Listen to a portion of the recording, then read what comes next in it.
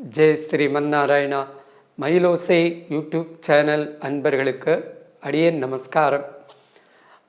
புத்தாண்டு ராசி பலன்கள், நியூ இயர் இங்கிலீஷ் 2025. பொதுவாக புத்தாண்டு அப்படி இங்கிலீஷ் புத்தாண்டு வந்து ஃபிக்ஸ் பண்ணது 1ஆந்தேதி ராத்திரி 12 மணிக்கு 1ஆந்தேதி ஸ்டார்ட் ஆகுது. டிசம்பர் 31 முடிஞ்ச உடனே ஜனவரி 1 இதுவாகுது. அதற்கான அந்த வருஷம் பிறக்கும்போது உள்ள சார்ட்டு கொடுத்துருக்கேன். கிரக நிலைகள் பக்கத்தில் கொடுத்துருக்கேன், பார்த்துக்கோங்க. இந்த ஒரு வருஷத்தில் 2025 முக்கியமான 3 பயிற்சிகள் வருது. அது வந்து ஒன்று சனி பயிற்சி. அது எப்போ ஆரம்பித்து எப்போ இது பண்ணுறதுன்னு ஸ்க்ரீனில் கொடுத்துருக்கேன். நிதானமாக இது பண்ணி படிச்சுக்கோங்க. அடுத்தது முதல்ல சனி பயிற்சி, அடுத்தது குரு பயிற்சி, அடுத்தது ராகு கேது பயிற்சி. மார்ச்சில் சனி பயிற்சி வருது. அண்ட் மே மாதம் குரு பயிற்சி வருது. 3வது ஜூன் மாதம் ராகு கேது பயிற்சி வருது. அது எவ்வளோ நேரம் எவ்வளோ நாள் இருக்குது எப்படி இருக்குங்கிறத ஸ்க்ரீனில் கொடுத்துருக்கேன், பார்த்துக்கோங்க. இப்போ முக்கியமான ஒரு விஷயம் சொல்லித்தரேன். இது வந்து ஜோதிடம் கற்றுக்கிறதுன்னு இல்லை, ஜோதிடத்தை பற்றி தெரிஞ்சுக்கிறது. எப்படி பலன் பார்க்கணும், நமக்கு எப்படி இருக்கும் அப்படின்ட்டு. இப்போல்லாம் வந்து சாஃப்ட்வேரில் உங்களுக்கு ஜாதகம் பிரிண்ட் அவுட் எடுத்துடலாம். நடப்பு தசை என்னன்னு உங்களுக்கு தெரிஞ்சுவிடும். 3 விதமான ஒரு இது இருக்கு. அதாவது மெயினாக விம்சோத்ரி தசைன்னு சொல்லுவாங்க.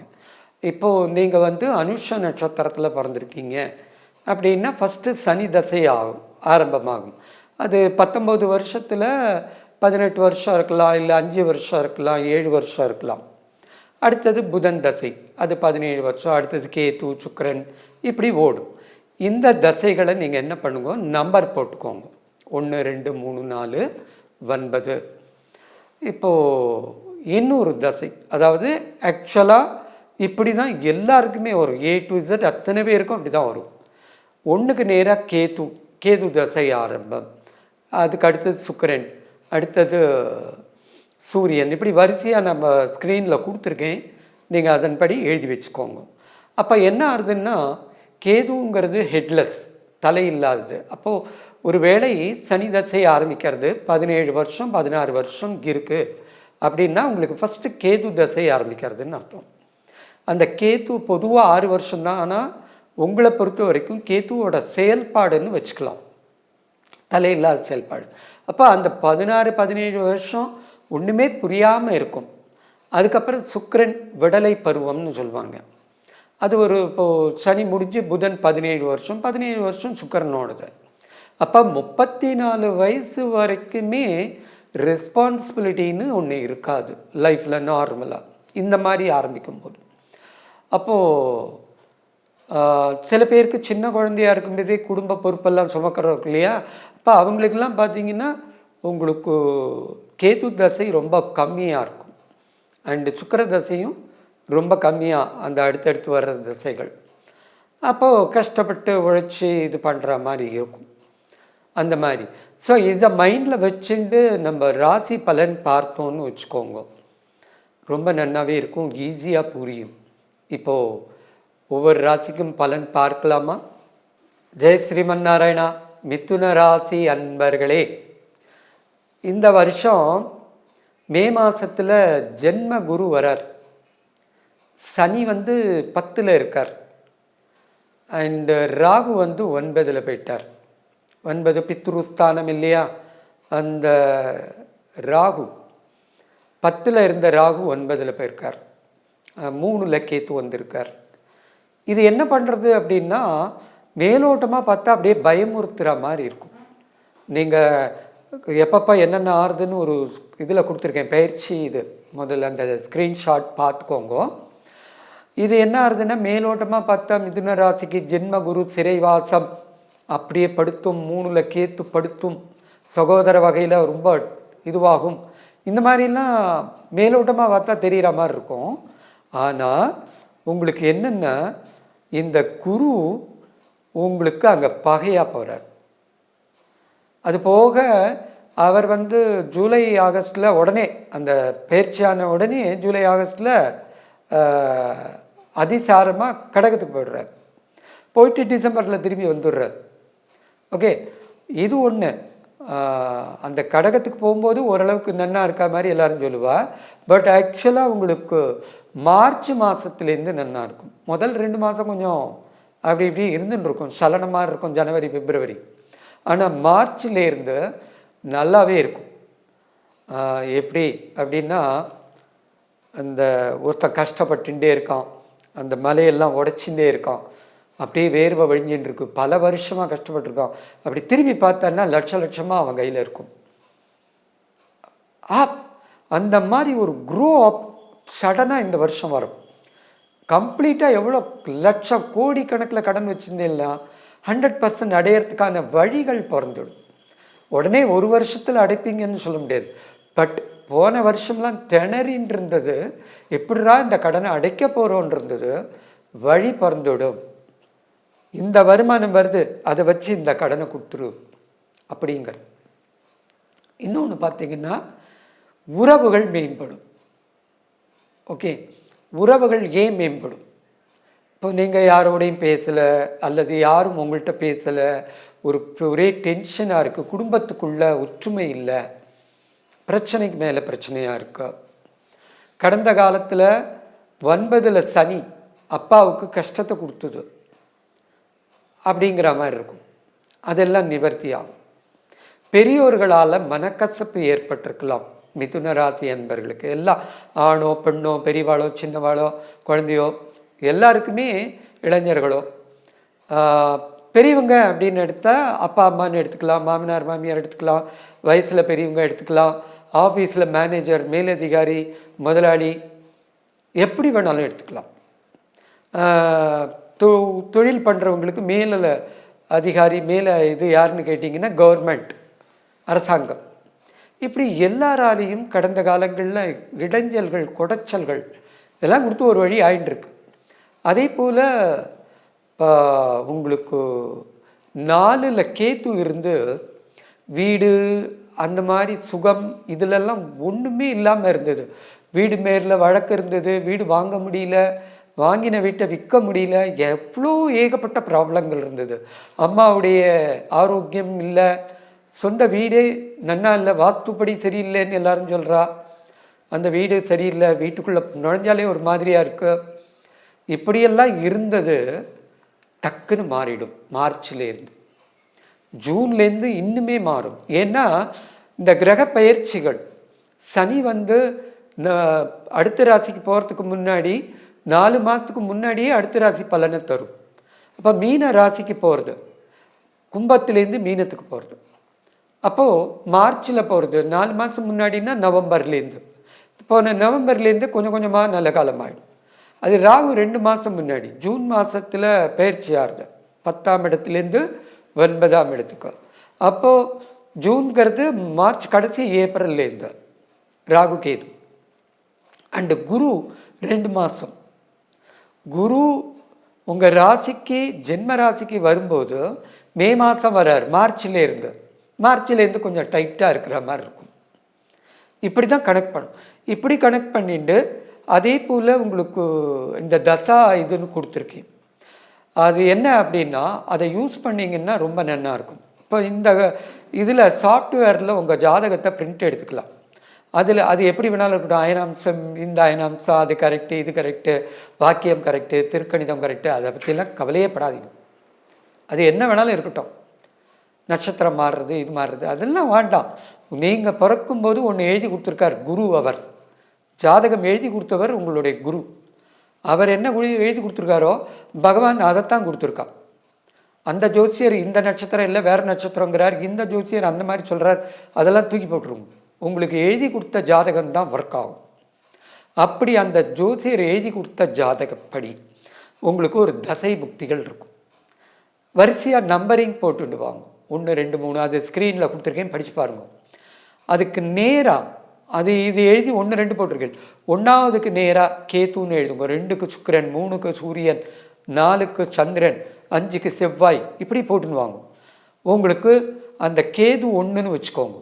அது இப்போ நடக்கிறது எத்தனாவது, அதற்குண்டான இது என்னன்னு கொடுத்துருக்கேன் பாருங்க.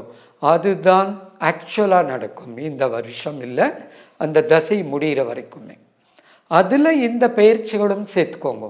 நன்னா இருக்குன்னு சொன்னீங்கன்னா இது எல்லாம் சேர்ந்து உங்களுக்கு நன்மை கிடைக்கும்.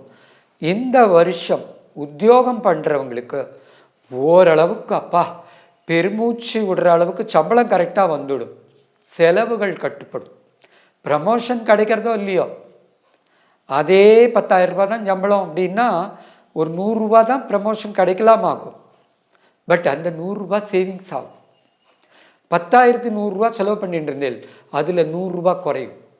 அடுத்த மாதம் 150 ரூபா குறையும், 180 ரூபா குறையும். அப்போ ஒரு 10 ரூபாயா சேர்ந்துட்டு வருது.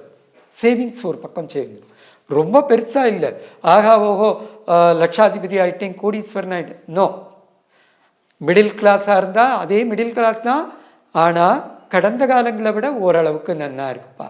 ஒரு 10 ரூபா சேர்த்துட்டேன்ப்பா, ஒரு 100 ரூபா மிச்சம் பிடிச்சேன், வருமானம் வந்தது, அதில் ஒரு 100 ரூபா மிச்சம் பிடிச்சிட்டேன். அப்படி தான் இந்த 12 மாதம் ஓடும். கண்டிப்பாக 12 மாதம் அப்படி தான் ஓடும்.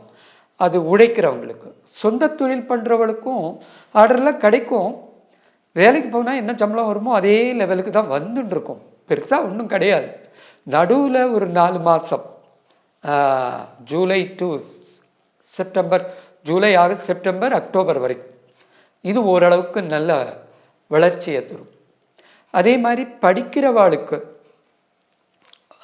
ஸ்கூல் காலேஜு அல்லது மாஸ்டர் டிகிரி பண்ணுறேன், இந்த மாதிரி படிப்பு புதுசாக ஒரு கோர்ஸ் சேர்ந்துருக்கேன், அந்த கோர்ஸ் ஒரு 4 மாதம் அப்படின்னா நல்ல ஒரு ஆவரேஜ் அபோவ் ஆவரேஜாக வரும். கண்டிப்பாக படிப்பில் முன்னேற்றம் வரும்.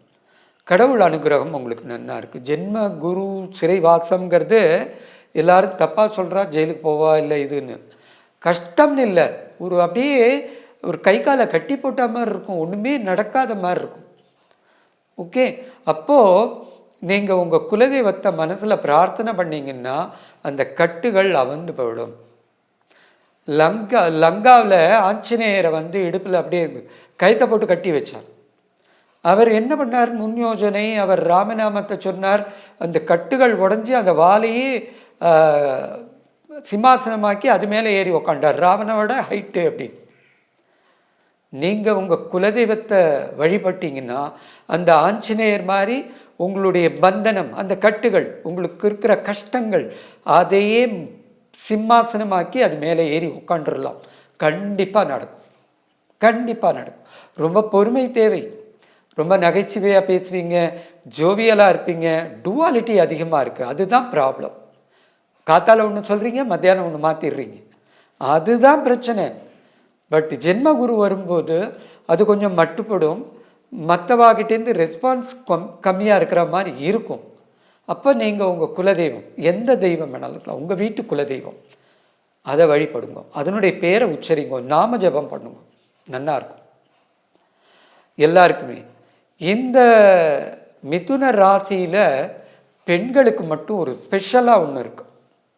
என்ன, அதுவும் திருவாதிரை நட்சத்திரத்தில் பிறந்திருந்தீங்கன்னா, மிதுன ராசியில் மிருகசீரிஷம் 3ஆம் பாதம் 4ஆம் பாதம், திருவாதிரை 4 பாதம், புனர்பூசம் 3 பாதம் இருக்கு.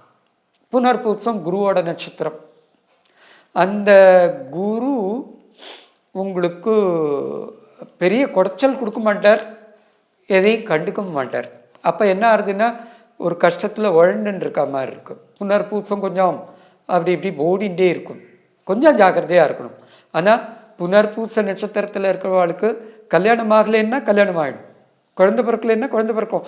ஏன்னா 10ல் சனி உட்காண்டிருக்கு, 9ல் ராகு உட்காண்டிருக்கு, அதனால. ஆனால் திருவாதிரை நட்சத்திரம், திருவாதிரை ஒருவாக்களின்னு சொல்லுவா, ஜீவனஸ்தானம் நன்னா இருக்கும், நல்ல டெவலப்மெண்ட். திருவாதிரையில் வேலைக்கு போகிறவாளுக்கு ஒரு 5 ரூபாய் இன்க்ரிமெண்ட் எதிர்பார்ப்பீங்க, 50 ரூபாயாக கூட கிடைக்கலாம், தெரியாது, கிடைக்கிறதுக்கு சான்ஸ் இருக்கு. பட் அந்த 5 ரூபாய்க்கு மேலே கிடைக்கும். அது சரி சார். மிருகசீரிஷம், அந்த மிருகசீரிஷம் செவ்வாயோட நட்சத்திரம், அதுவுமே உங்களுக்கு நன்மை தரத்தான் இருக்கும். பட் கோபத்தை கட்டுப்படுத்தணும், வார்த்தைகளை கட்டுப்படுத்தணும், மிருகசீரிஷ நட்சத்திரம். அந்த டுவாலிட்டினால் மாற்றி மாற்றி இது பண்ணிடுவீங்க, டிசிஷன் எடுக்கிறத மாற்றி எடுத்துருவீங்க. அப்போ நீங்கள் என்ன பண்ணலாம்? மிருகசீரிஷ நட்சத்திரத்தில் இருக்கிறவா மிதுன ராசி அவங்க என்ன பண்ணலாம் அப்படின்னா, ரிஷபத்தில் இருக்கிற மிருகசீரிஷம் அவ்வளோ டுவாலிட்டி இருக்காது, ஸ்ட்ராங்காக இருப்பாவா, கோபக்காரலாக கூட இருப்பா. ஆனால் மிதுனத்தில் இருக்கவா வெளியில் வந்து நான் பார் அப்படின்பா, building strong basement weak, duality டக்குன்னு மாறும். இப்போ இந்த வருஷம் என்ன பண்ணலாம்? அட்லீஸ்ட் அந்த செப்டம்பர் வரைக்கும் என்ன பண்ணலாம்? பொறுப்புகளை நம்ப தகுந்த வாழ்க்கை, அதாவது கணவனாக இருந்தால் மனைவி கிட்ட கொடுத்துடலாம், மனைவியாக இருந்தால் கணவன் டிசிஷனில் விட்டுடலாம், வீட்டில் பெரியவா இருந்தால் பெரியவா டிசிஷனில் விட்டுடலாம், குழந்தைகள் அவெல்லாம் இருந்தேன்னா அப்பா அம்மா சொல்கிறத கேட்டுட்டு போயிடலாம், ஓனாக எந்த டிசிஷனும் எடுக்க வேண்டாம். அதே போல் ஒரு ஏதாவது ஒன்று தோன்றது அதை செய்யணுன்னா உங்களை சுற்றி நல்லவங்க இருந்தாங்கன்னா, அவங்கள்ட்ட பெரியோர்கள் இருந்தாங்கன்னா அவள்கிட்ட ஆலோசனை கேட்டுட்டு செய்கிறது நல்லது. மிருகசீரிஷத்துக்கு ஒரு 70% வரலாம், 65 to 70, 80 கூட வரலாம். புனர்பூசத்துக்கும் 65 to 80. திருவாதிரை ஜெயிச்சுன்னு வரும், நல்லாவே இருக்கும் ப்ராக்டிக்கலாக. ராகுவோட நட்சத்திரம், ராகு நல்ல பொசிஷனுக்கு போகிறது, கேது நன்னா வந்திருக்கு 3ல், மனோதிடம் கூடும், தைரியம் கூடும். புதுசாக ஏதாவது ஒன்று பண்ணலாம்ப்பா, சொந்த தொழில் பண்ணுறாங்க திருவாதிரையில், அடிச்சு விடு. நிறைய ஃபாரின் ஆர்டர் கூட வரலாம், வெளி மாநிலங்கள்லேருந்து ஆர்டர் வரலாம். இப்போ டெவலப்மெண்ட்டுக்கான வழி பிறக்கும். அப்படியே கோடி கோடியாக கொட்டுன்னெலாம் சொல்ல மாட்டேன், பட் ஃப்யூச்சரல் டெவலப்மெண்ட்டுக்கு வழி பிறந்துவிடும் ஒன்று. அதே போல் வயோதிகர்கள் அண்டு குழந்தைகள், ஒரு இப்போ 20 வயசுக்கு உட்பட்ட குழந்தைகள், இவா எல்லாருக்குமே புதுசாக ஒரு வழி பிறக்கும். அது எப்படி வேணாலும் இருக்கலாம். மேல் படிப்புக்கு ஆலோசனை கிடைக்கலாம், அதற்கான பண உதவிகள் கிடைக்கலாம், புதுசாக ஏதாவது வாங்கணும்னு நினச்சா வாங்கலாம், நல்ல கார் கிடைக்கலாம், அப்பா கிட்ட லேப்டாப் கேட்டால் கிடைக்கும், கொஞ்சம் லேட்டாக கிடைக்கும் பட் கிடச்சிடும். வயசான வாழ்க்கை பிள்ளையை பொண்ணை எதிர்பார்த்துட்டு இருக்க வாழ்க்கை, அப்பாடா எனக்கு கண்ணாடி சரியில்லைப்பா, கொஞ்சம் கண்ணாடி மாற்றி கொடு, கண்டிப்பாக மாற்றி கொடுத்துரும். வியாதியெலாம் இருந்துருக்கு, நல்ல டாக்டர்கிட்ட காமிக்கிற மாதிரி ஒரு வழி பிறக்கும். எல்லாமே நன்னா இருக்கும், சாப்பாடு நன்னா இருக்கும், வயசான வாழ்க்கை வேலைக்கு நன்னா கிடச்சுன்னு இருக்கும், திருப்தியாக இருக்கும் வாழ்க்கை, ஓரளவுக்கு பரவாயில்ல. உங்கள் குலதெய்வம் இஷ்ட தெய்வம் அப்படி வணங்குங்க. ஸ்பெஷலாக ஒரு தெய்வம்னு தேவை இல்லை. இந்த கோயிலுக்கு போகலாம், அந்த பரிகாரம் பண்ணலாம், அதெல்லாம் வேணாம். உங்கள் வீட்டு குலதெய்வம்னு இருக்கும், அப்பா வழிபட்டது, தாத்தா வழிபட்டது, கொல்லு தாத்தா வழிபட்டது. சார் எனக்கு அதெல்லாம் தெரியல சார், அவெல்லாம் ஏதோ பண்ணிட்டு இருந்தோம், வேண்டாம். உங்களுக்கு ஒரு சுவாமி மனசுக்குள்ள சின்ன வயசுலேருந்து பிடிக்கும், முருகனோ பிள்ளையாரோ சிவனோ இயேசுவோ அல்லாவோ ஏதோ ஒன்று, சாய்பாபாவோ ஏதோ ஒன்று பிடிக்கும் இல்லையா, உங்களுக்கு இஷ்ட தெய்வம் இல்லையா, அதை ஸ்மரணை பண்ணிகிட்டே இருங்கோ, நாம ஜபம் பண்ணிகிட்டே இருங்கோ, வருஷம் செம்மையாக ஓடிடும். மிதுன ராசிக்கு 65%லேருந்து ஓவரால் 65 to 75 இவ்வளோ நன்னா இருக்கும். கொஞ்சம் அப்படி இப்படி இருக்கும், அட்ஜஸ்ட் பண்ணி பொறுமையாக அட்ஜஸ்ட் பண்ணி எல்லாரோடையும் ஒத்து போயிட்டீங்கன்னா ப்ராப்ளம் இல்லை. ஓகேவா? நாராயணா. உங்கள் வியாபாரத்தை இன்னும் மேம்படுத்த விளம்பர வண்டி தேவைக்கு எங்களிடம் அணுகவும். 9443554244.